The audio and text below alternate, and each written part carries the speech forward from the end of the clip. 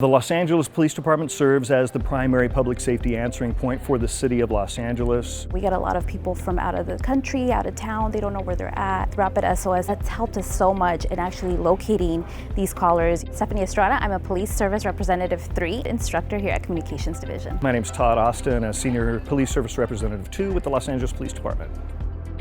We cover over 460 square miles and have a population of well over 4 million people. One of the biggest challenges that a telecommunicator has is obtaining good location data on wireless 911 calls. Over 80% of the calls we get today are wireless.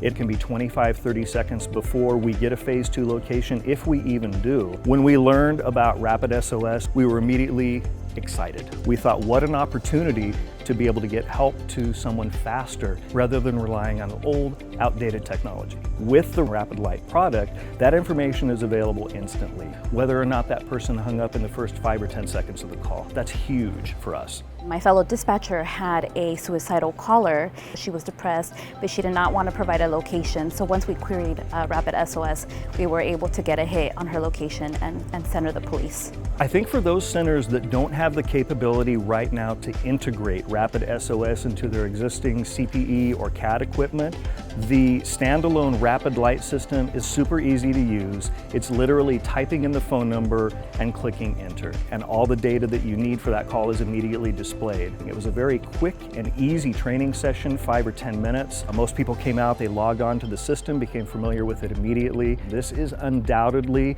going to be a life-saving technology. It's quick, it's easy, and it's free to the PSAP. There's no reason for every PSAP in this nation to not take advantage of this technology.